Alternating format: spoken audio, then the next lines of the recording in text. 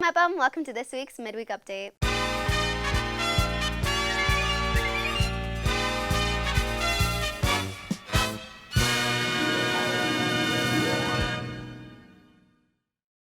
Hey Mepham, welcome back to Midweek Update. Today, let's find out more about balancing the early process of preparing for a musical, how to keep yourself busy during quarantine, and an all-new teacher feature. This and more as we check out what's going on this week on Midweek Update. I'm Anthony Hoffman. And I'm Ryan Marr, and welcome back to the Midweek Update, the B&B show that brings you closer to the people and places in and around the Mepham community. We have some of the new faces you're going to be seeing here on the Midweek Update. Yeah, I'm so happy to be part of the host rotation. Me too, and we are the only ones getting new roles. So are the cast members of Skull and Bones. As you have probably already heard by now, they are preparing for Beauty and the Beast. B&B's Maya Stone got to see how filling these roles and producing the musical has been going. For the 2021-22 school year, Mepham Skull and Bones Spring Musical is Beauty and the Beast. While the club is as close to normal as ever, they still face many obstacles.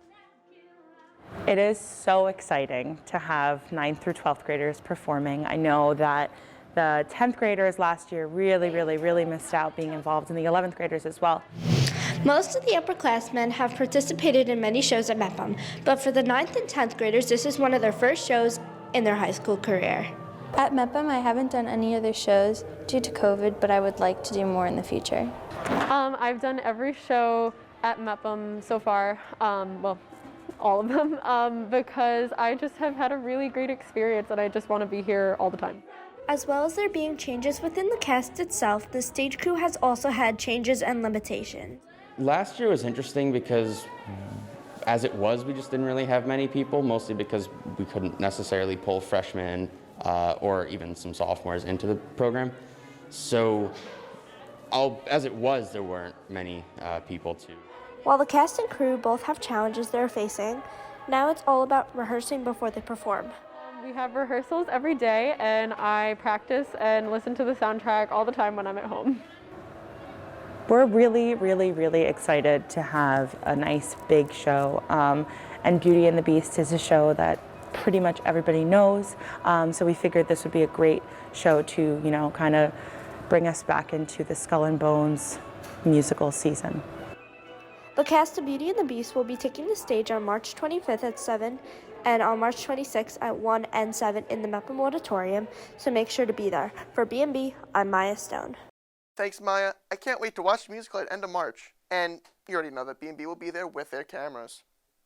Absolutely. They have been working so hard to put it together, just like how hard our teachers have been working this whole year. Sometimes the teachers don't always get the recognition that they deserve. So it's our job to show it. Here's Jacob Sarduy to introduce the next segment. Thanks, Ryan. I'm here in the B&B newsroom today to give you a small description on what you'll see next. This week it's Teacher Feature. We've only had 2 this year, so I'll give you a little refresher. Teacher Feature is where you get to see more of an inside look on some teachers here at Mepham. In the past, you got to see the profiles of Mr. Cooper about robotics and Miss Federici when she won the New York State Art Teachers Association's Educator of the Year Award for Nassau County. In this week's Teacher Feature, you'll get to meet Miss Bay, who is one of the newer English teachers here at Mepham. Let's find out more about her.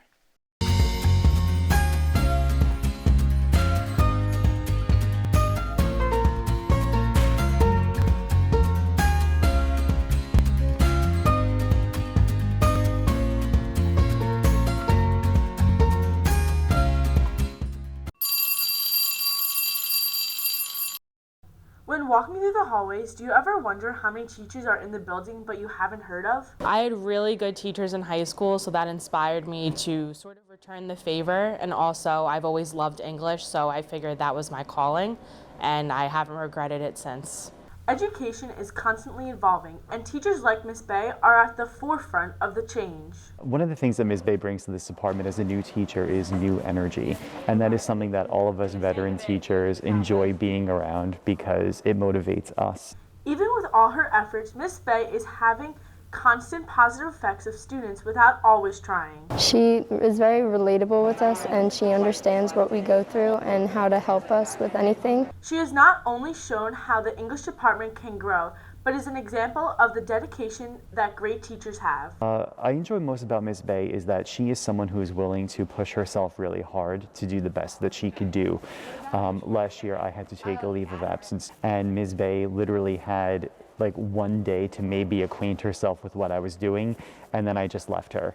And it was up to her to just hit the ground running and do what she needed to do, and she got my students through the year. The newest addition to the English department, Miss Bay, has had an impact on the Mepham High School students and staff and continues to show her talent and inspire everyone around her. From BMB, this is your teacher feature. So there you have it. Who would you like to see on the next teacher feature? Reach out to BMB to let us know. Now back to you guys in the studio. Thanks, Jacob. Honestly, I wasn't completely sure who Miss Bay was before watching that. To be honest, I didn't either. Sorry, Miss Bay.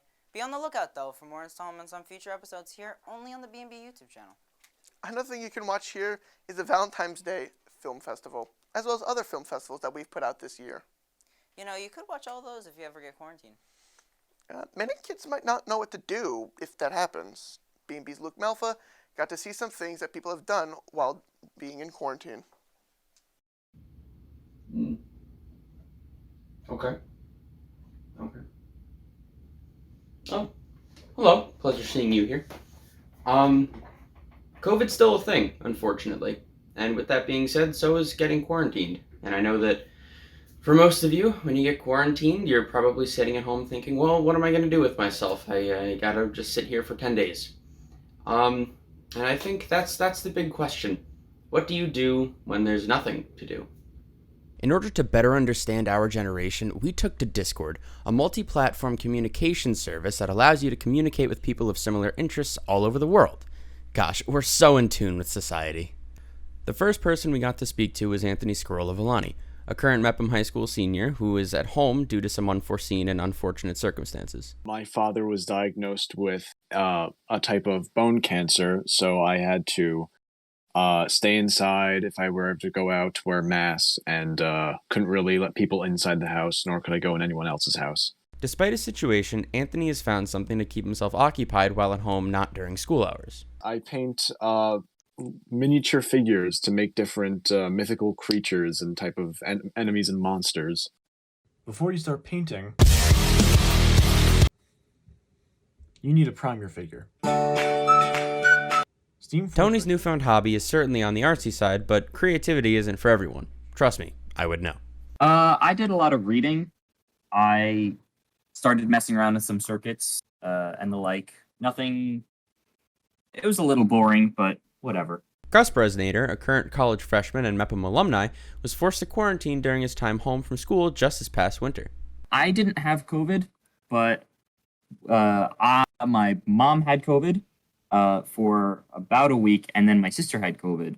So while I never actually got it, me, my mom, my sister, and my dad, we all quarantined in the house and spread it. Gus is currently studying computer science in college, and not only does his problem-solving brain maintain itself in the classroom, but also in his personal activities. This is really funny, but I started doing crosswords, and I'm still doing crosswords now.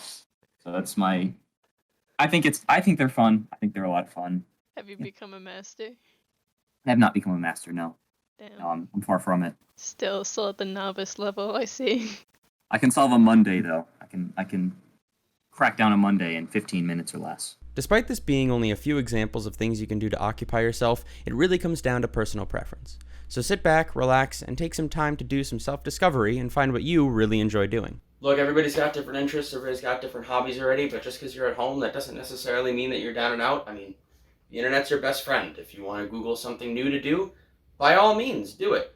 Be a chef, be the SoundCloud rapper that you've always wanted to be since 7th grade. I don't know, it's endless possibilities. Just use that little noggin of yours. I'm sure you'll come up with something. And that's about it. That's how you can keep yourself entertained during your quarantine. Quarantine entertainment, if you will. God, I hate puns. Okay, I'm done. Thanks, Luke. That really helped me with things to do and in quarantine. And even when I just have some free time. Sometimes I like to do, no, let me fix that. Love to do is watch sports. There are so many places that you can watch sports, like ESPN, SportsCenter, and more. Anthony, are you seriously forgetting you can watch BMB Sports right here on the BMB YouTube channel? I guess I must have. Here's Makyala Daube with your Midweek Sports. Thanks, Anthony. I'm Makyala Daube, a lover of all sports, bringing you my first of many sports updates for BMB. This past Friday, the Mepham boys basketball team concluded its season with a 57-40 loss to Jericho. Senior Robert Tansey finished his stellar Mepham career with 23 points. Unfortunately, another team out of the postseason was the Bulldogs, who took a hard loss this weekend, putting up a fight against Long Beach, losing 5-1. The girls' basketball team notched yet another win versus Jericho with a score of 66-33. Luciana Ducate led the way with 15 points and 15 rebounds. Haley Guerrero contributed 13 points, along with myself, Riley Clark, and Alana Morse, each adding 8 points, as Mepham compiled its highest point total of the season to celebrate senior night. We also led Nassau County in allowing the least amount of points scored per game of only 33.1. Come support the Lady Pirates this Saturday in our playoff game away versus Plainedge at 1 p.m. This past Sunday, the Kickline team had a competition at Walt Whitman High School. They placed first in team performance and second overall in kick, pom, and lyrical. Additionally, over the weekend, varsity cheer visited Disney World in their national competition, where they finished an amazing 22nd place from 84 teams around the country. Great job representing Mepham. And now onto the world of professional sports. This past Sunday was also the Super Bowl. The Mano curse did not strike again, with the Rams winning 23-20, but I'll let Matt Mano go on a rant about that another day. I hope to see you all Saturday at Plainedge. For BMB, I'm Makyala Daube. Now back to you guys in the studio. Thanks, Makyala, and congratulations again on your win last Friday. That was an amazing game. One of those games you can see on the BMB YouTube channel. Well, that's it for this episode of Midweek Update. We'll be back next week with all new stories from around the BMCHSD to bring you inside the parts of the community we always don't get to see. Until then, I'm Anthony Hoffman. And I'm Ryan Marr, and we'll see you all next midweek.